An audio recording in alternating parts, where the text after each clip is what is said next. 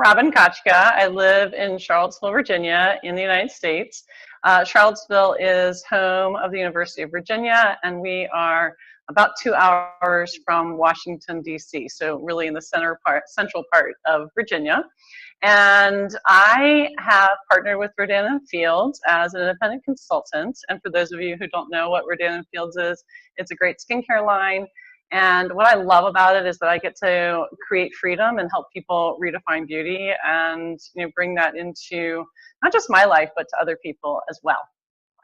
And ultimately I decided I really had absolutely nothing to lose. And I had everything to gain from it. And I was at a point where I was looking for a change in my trajectory anyway. I also thought that with Rodan Fields, I'd have the opportunity to try something new. I needed to challenge myself to try something new. And I always was telling my kids, they were 9 and 12 at the time, that they needed to be open-minded and they themselves needed to try new things. And I thought, well, what better way who am I to not walk the walk if this is what I'm telling them to do? So I was like, okay, so I'll be walking the walk.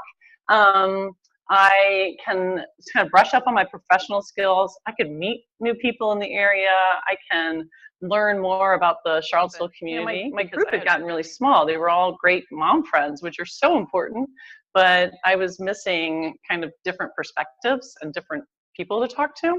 So I was looking forward to that. And I thought, hey, you know what, maybe the skincare stuff will work. And if I can cover my skincare costs, it's a win-win.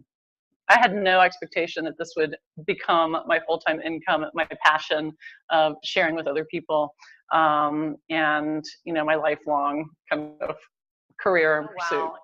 It's a really wonderful mix of exciting, energizing, encouraging, and slightly terrifying, all mixed in at one time.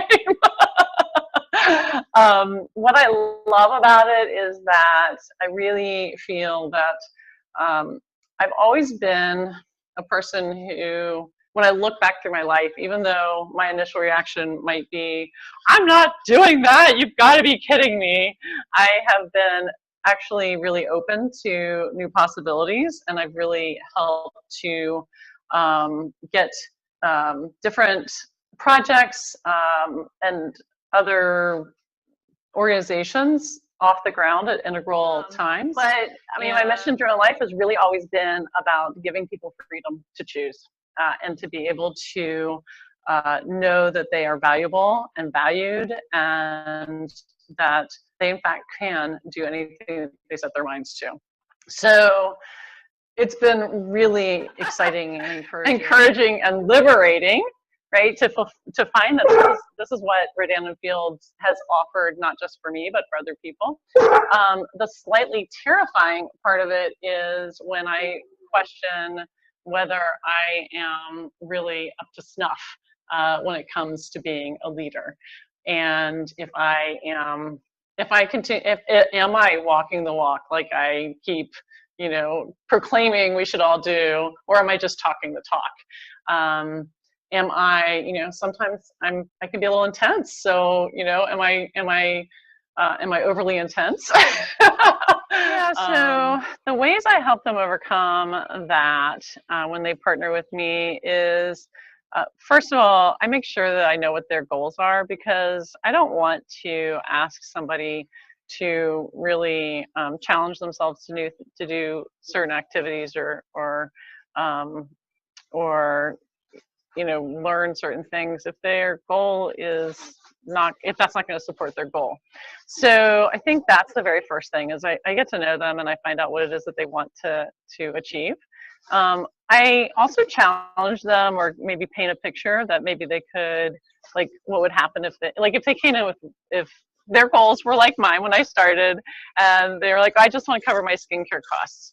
I might say something like, well, that's fantastic. Here's what we need to do to make that happen. And, I wonder if you, expanded your goal just a little bit so that you added a little bit more into your income, what that might do for you. Maybe it would mean another date night with your husband, or, different things like that. So I might paint the picture for them to think about and consider maybe what a little bit higher goal would be. But everybody, I think, is afraid to be vulnerable, right? I think that's the biggest part and the biggest challenge when we stand on our own, and whether our goals we think are tiny or they're huge, the vulnerability aspect of it and being public in that vulnerability, I think, is really, really the big challenge. And that's when those mean girls, right, or that anybody shitty committee comes roaring out.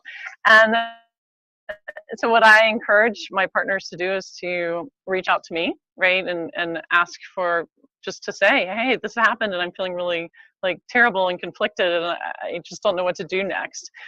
So we can support, sort of explore if there's any, I don't want to say that legitimacy, because I think, what we feel is always legitimate, but if the story we're telling ourselves, or we're letting that little committee tell ourselves, really has a lot, really merits the feelings we're giving it, right? Like, let's put them in their place. Don't be a mean girl to yourself. I encourage them to really make sure that they're taking care of themselves by, getting enough sleep and eating right, and getting out and having a change of air. I think that can do wonders for us. Not always very feasible if it's nasty weather, but we can always do something that gives us a little break, and helps us to kind of reset our thinking. And then, just really finding other things that bring joy into your life, right? It doesn't always have to be work. It doesn't always have to be, making that big thing, but recognizing that if we bring joy into our life, it really helps to put that committee into its place. Yeah, those are some of the things that I do. My memories. I love One that. of the things that that I had to really come to peace with, related to our son going to college and making that adult choice. And I think there's relevance to business, solopreneurship, being vulnerable, right? And letting whatever those voices are, that negative feeling, kind of rest and not have to fight it every time. Was recognizing it's not always my journey, it's somebody else's journey, right? And so my part in that journey really could be tiny and almost not irrelevant, but just really, I had to put it in perspective, sorry. So that, and then I think everything happens for a reason. So, and I don't mean that we deserve bad things to happen to us, but I think when we have things that happen to us that are counter to our expectations or our hopes or our desires, that after we have that moment of, this makes me really unhappy or angry or frustrated, asking the question, what is this doing for me, is really important in reframing what impact it will have, on myself and other people as well. So that is something I learned watching my son go through the journey of looking at colleges and that process of applying, and that whole journey. Like, we are always having to learn and try new things, and we do so much to keep ourselves safe, and we think we're so secure in our jobs or our everyday things, that routines that work out so great most of the time, that we forget that actually every decision makes a difference in where we're going to go in our future. That most growth for ourselves and for other people happens kind of in that between period when things aren't easy and they are challenging us and they're making us unhappy, or they're making us feel sad, or they're making us really angry, and what we do with that really determines if we shrivel, if we turn inside and hibernate for the rest of our lives, or using the butterfly analogy, if we take that little cocooning that I think we all need to have, and ultimately break free of the cocoon. Now he's barking.